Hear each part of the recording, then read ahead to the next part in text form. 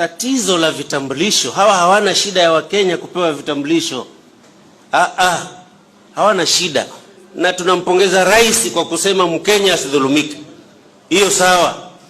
Lakini hapa Tana River hii kuna mtiririko, sio peke yake ya Wasomali kutoka Wajir na Garissa ambao wanakuja kutugonganisha hapa, lakini kuna mtiririko wa Somali kutoka Somalia. Mheshimiwa, nielewe hapa. Unasikia wanapiga makofi.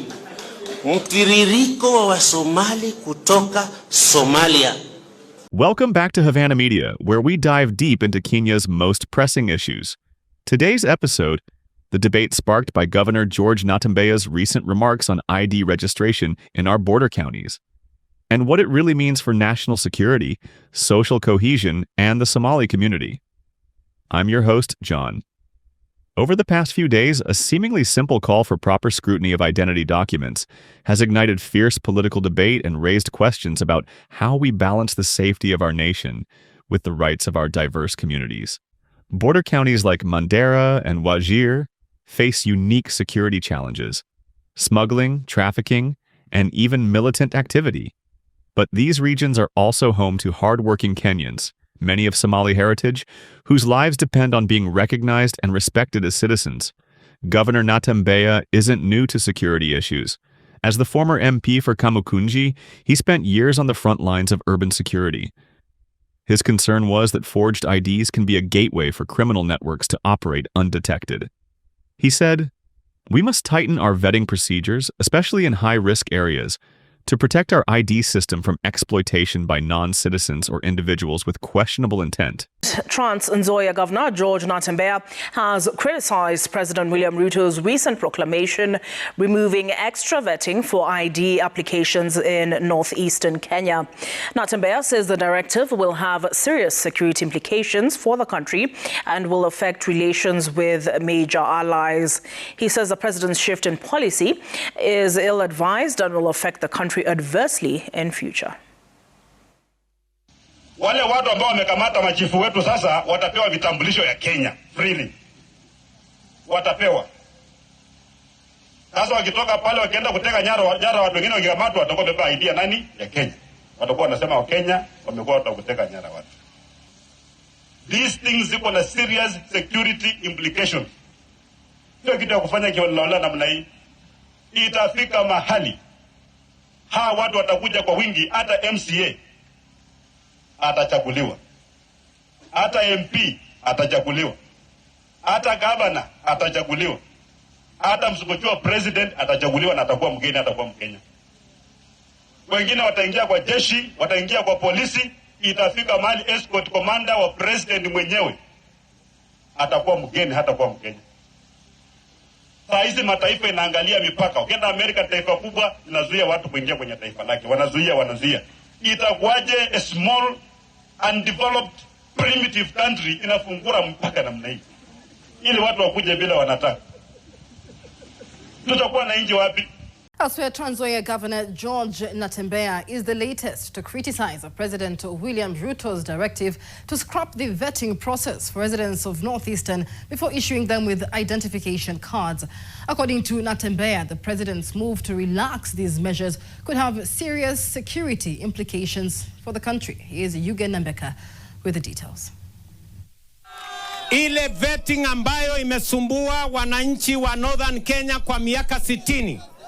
Leo nimesema hiyo maneno ya vetting iondolewe, ndio vijana wote wa Kenya wapate vitambulisho vile wa Kenya wengine wanapata vitambulisho bila ya matatizo. This decision, which has been welcomed by leaders from Northeastern region, is now facing criticism from many quarters, and the latest to fault the move is Trans Nzoia Governor George Natembeya.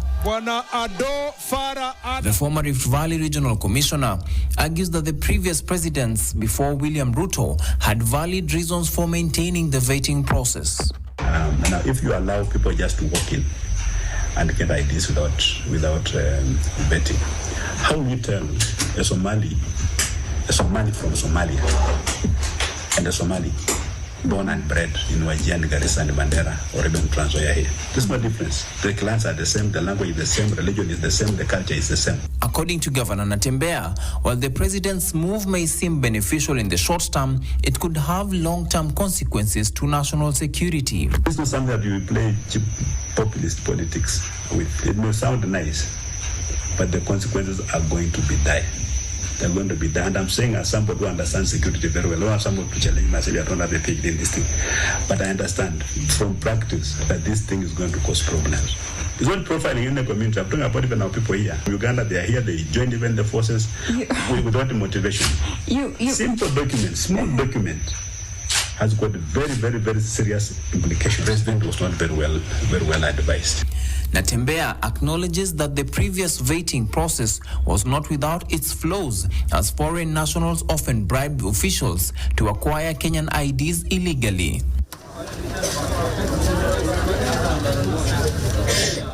However, he argues that there could have been alternative ways to ensure genuine Kenyan citizens receive their IDs without compromising security. The decision looks very populist, but it's a very wrong decision. And I want my words to be marked, because very soon you are going to see sheer hell. Enter Minority Leader Junet Mohammed of Migori County, who accused the governor's statements of unfairly targeting Kenyan Somalis. In his words, this isn't about security, it's ethnic profiling. His reaction tapped into a deep well of concern.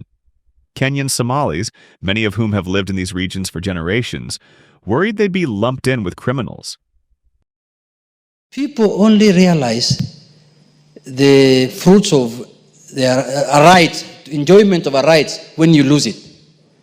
Mr. Speaker, there are people also in this country who face a lot of discrimination in terms of even acquiring. Kenyans who are unable to acquire national documents like national identity card and passport. Mr. Speaker, I am shocked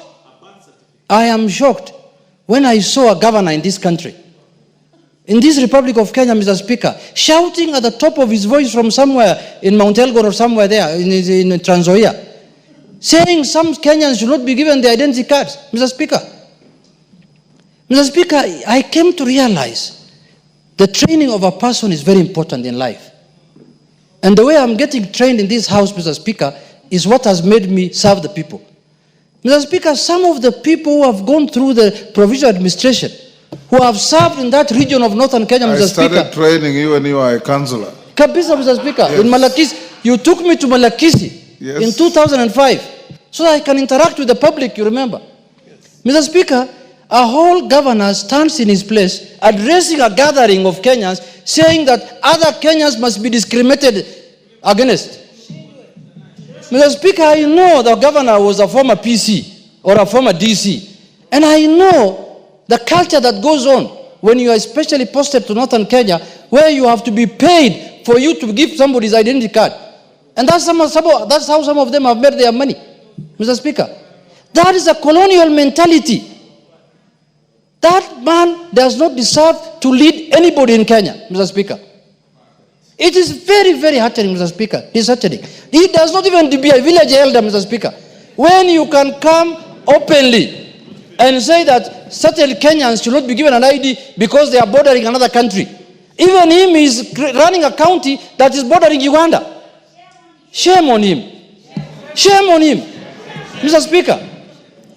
Mr. Speaker, I know that community is discriminating against live in Trans Nzoia, Mr. Speaker. And you know you are their leader, Mr. Speaker. You come from there also. I can assure you they will never vote for him again. He has lost those votes.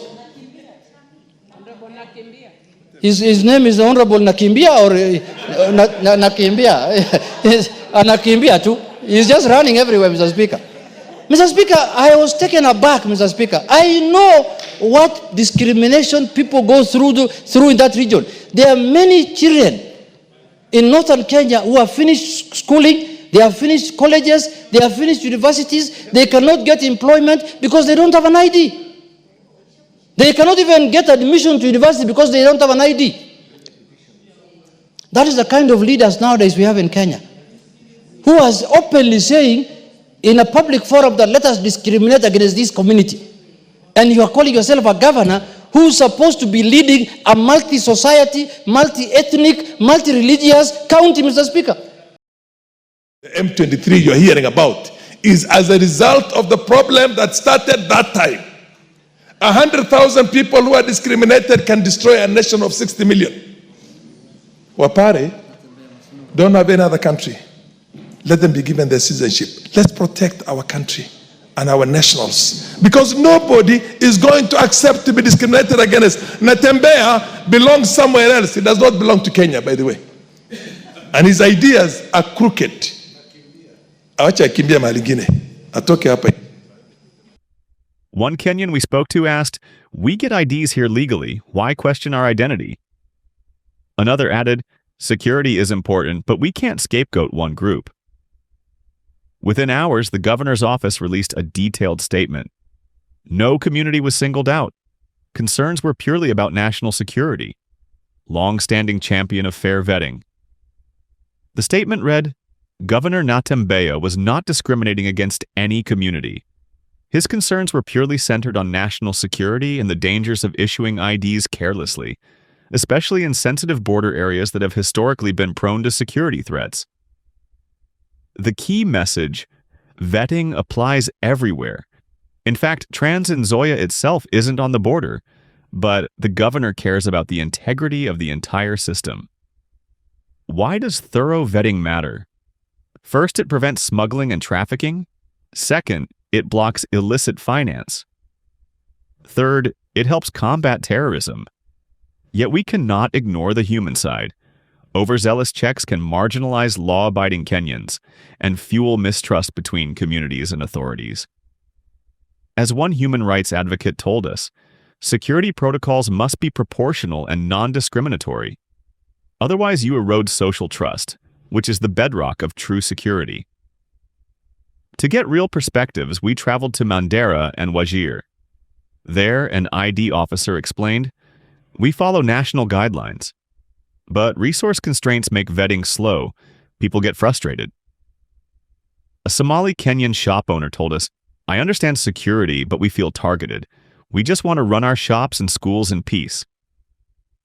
Their message was clear. Security measures must be efficient, transparent, and respectful of everyone's rights. Experts suggest a four-pronged approach: standardized procedures with clear, uniform ID registration steps, community engagement forums to build trust, independent audits for checks and balances, and public communication campaigns to explain why and how the process protects everyone. When security agencies and communities collaborate, they reinforce each other's trust, and that is the cornerstone of lasting peace. Politically, this debate highlights the fine line Kenyan leaders tread between safeguarding our nation and scoring partisan points. Governor Natembeya's original intent may have been earnest, but in a diverse democracy, even well-meaning proposals must be communicated sensitively. So, what's next? If you live in a border county or care about national unity, here's how you can help. Stay informed by following official guidelines on ID registration, speak up by joining local forums or community meetings, and share responsibly by checking facts before you post online. In Kenya, our strength comes from our diversity and from working together to keep our homeland secure. Thank you for watching. If you found this video insightful, hit the like button, subscribe, and share your thoughts in the comments below. Let's keep the conversation going, peacefully and productively.